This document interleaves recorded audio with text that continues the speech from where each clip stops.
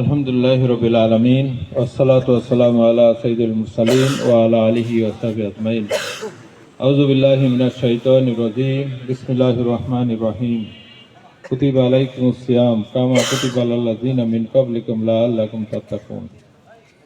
আজকে শ্রমিক কল্যাণ ফেডারেশন ভাড়ামারা উপজেলা শাখা পৌরসভা শাখা কর্তৃক আয়োজিত আজকের এই ইফতার মাহফিল ও আলোচনা সভার সম্মানিত সভাপতি, আজকের এই অনুষ্ঠানের সম্মানিত প্রধান অতিথি, বাংলাদেশ শ্রমিক কল্যাণ ফেডারেশন কুষ্টিয়া জেলা শাখার সম্মানিত সভাপতি জনাব এএসএম মহসিন সাহেব সহ অন্যান্য অতিথিবৃন্দ, সাংবাদিকবৃন্দ, সামনে উপবিষ্ট প্রাণপ্রিয় সাথী ও বন্ধুগণ, আসসালামু আলাইকুম ওয়া রাহমাতুল্লাহি ওয়া বারাকাতুহু।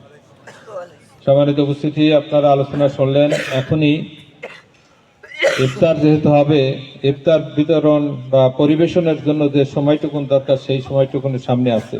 এখনো প্রধান অতিথি সাহেব আছেন, এখন আলোচনা করার খুব একটা সুযোগ নেই।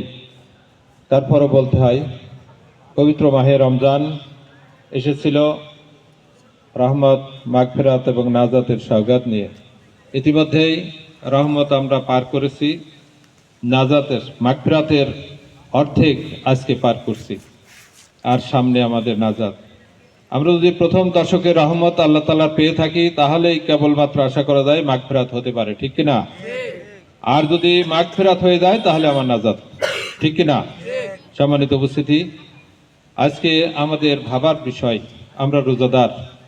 রোজা আমাদের জন্য কি শিক্ষা নিয়ে এসেছিল সেইটা আমাদের চিন্তা করা দরকার। রোজা নিয়ে এসেছিল আমাদের একটি প্রশিক্ষণের মাধ্যমে একেবারে পরিপূর্ণভাবে আল্লাহর আনুগত্যশীল বান্দা হওয়ার, আল্লাহর আনুগত্যশীল বান্দা হওয়ার।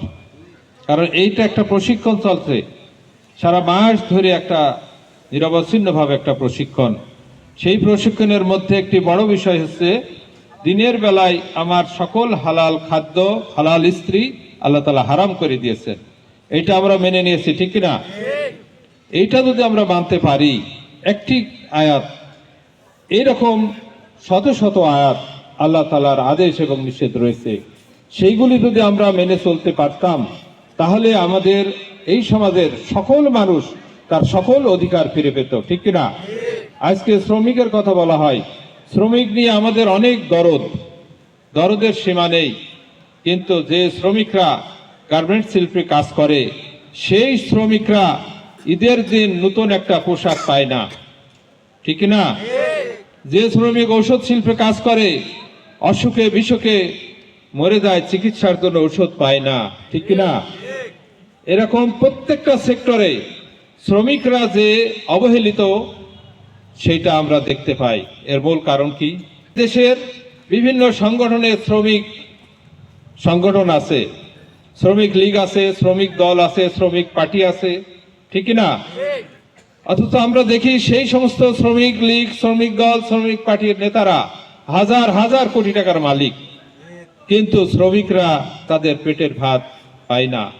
শ্রমিকরা অল্প পয়সায় চাকরি করে, বিভিন্ন কলকারখানায় বেতনের জন্য তাদেরকে সংগ্রাম করতে হয়, তাদেরকে জীবন দিতে হয়।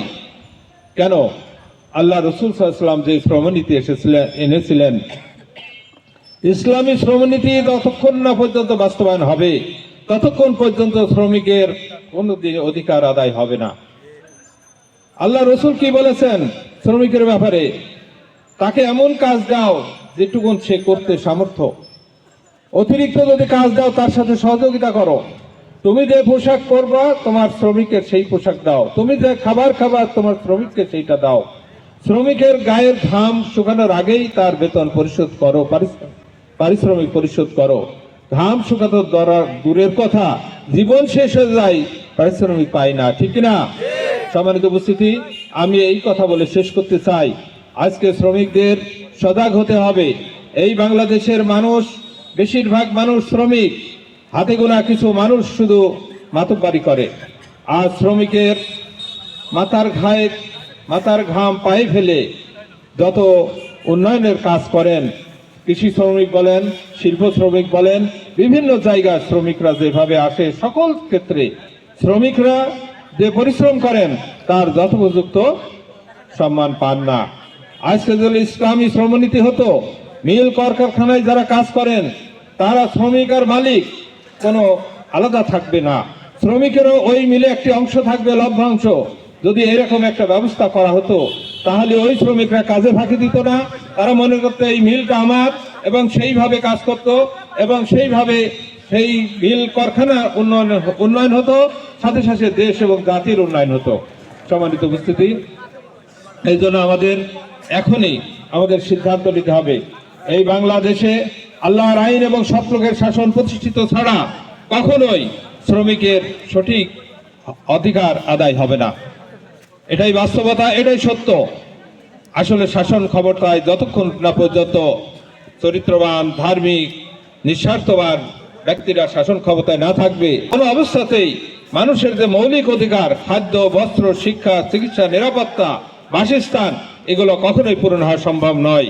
এই জন্য আসুন আমরা এই ইফতার মাহফিল থেকে সিদ্ধান্ত নিই যে আমরা ইসলামী শ্রমনীতি বাস্তবায়নের জন্য যা যা দরকার আমাদের জান এবং মাল দিয়ে যেন আমরা চেষ্টা করতে পারি।